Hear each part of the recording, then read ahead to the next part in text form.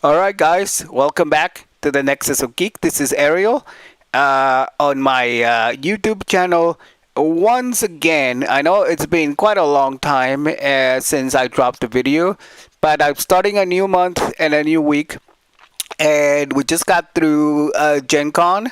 I wasn't there this year, unfortunately. Couldn't take advantage of my regular press pass because things came up, and so I thought what we do partly today is take a look at the Wayback Machine and see what was happening in Kenosha, Wisconsin, which was the at the Parkside campus, the Gen Con that happened August 17th, 18th, 19th, and 20th, 4 days of gaming back in 1978. And I, with a special event, which is a dungeon championship, which was Friday. I wish I had been gaming and around for that during those times because they gave over 750 value in prizes, and that was back in 1978 prices as opposed to today. The pre-registration for 4 days was $10, and at the door for 4 days was only $15. So you could pre-register for as little as $10. Try a convention at that price nowadays. You won't find one, and up to 256 players participated.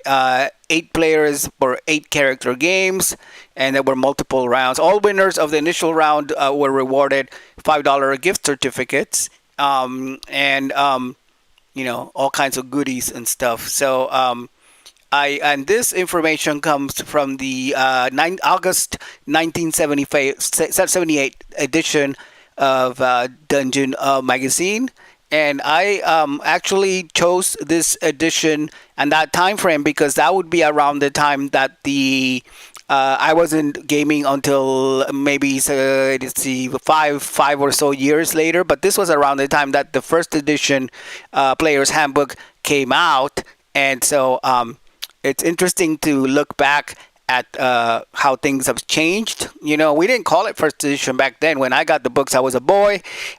We just called it Advanced Dungeons and Dragons. So in that magazine, we also had some like pretty cool goodies. Like you could tell with the history of TSR that they were trying to focus on some of the other RPG offerings besides Dungeons and Dragons. Like they had this random encounters for Boot Hill article by Michael Crane, and it's basically a wilderness encounter table for the Boot Hill RPG, which was a Western, as I understand it, a Western theme game.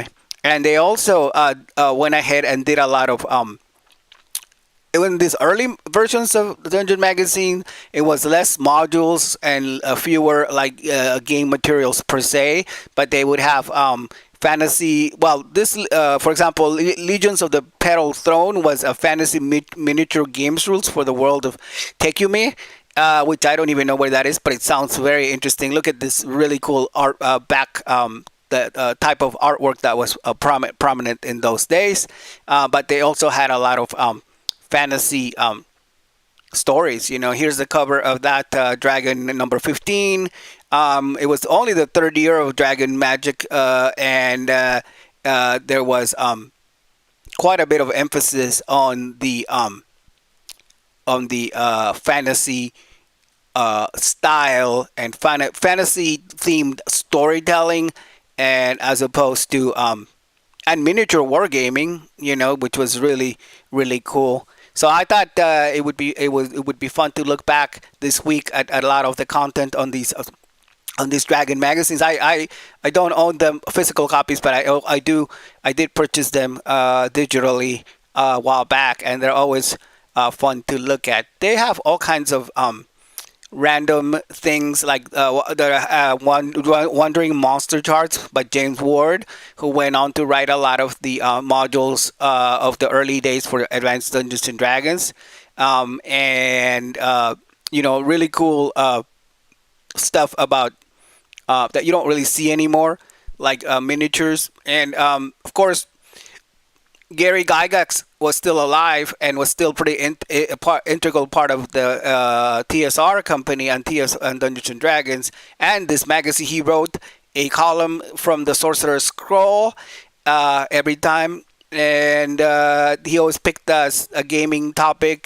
This particular issue, he was writing about D&D ground and spell area scale. So really talking about how the scale of spells, and then you have an article about weather in the wilderness, which a lot of this information was expanded in the subsequent editions of first edition game core manuals, like the Wilderness Adventures Guide or Adventurer's Guide to the Wilderness. I forget the actual name of that. I do own that, and here we see that at Gen Con they were the new releases from TSR was the Gamma World, which was the science fantasy role playing game at the time, and also Advanced Dungeons and Dragons Player's Handbook unveiled for the very first time. So I thought it would be interesting to again take a look at some of those some of that content, and I think later this week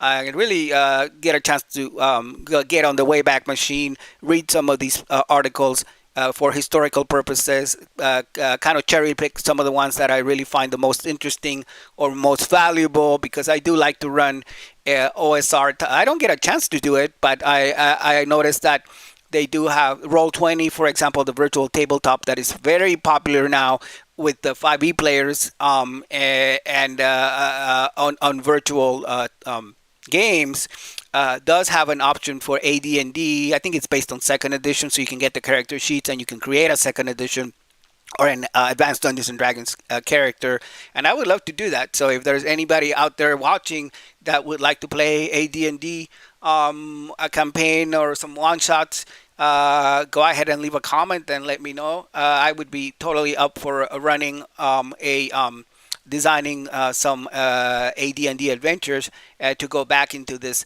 really great content, really early material.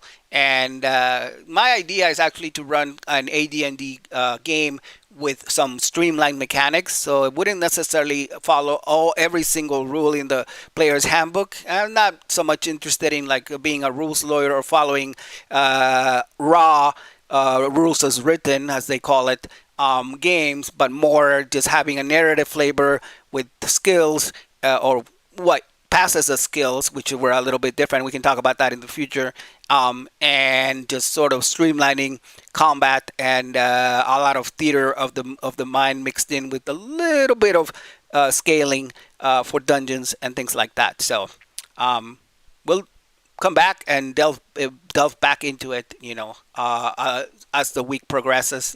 Trying to upload a couple more of these videos on a regular basis. So if you like this content, I want to see more, go ahead and give me a like, and or subscribe to the Nexus of Geek, where I talk about Dungeons and Dragons and other geek related content like MMOs and the like, video games like Baldur's Gate.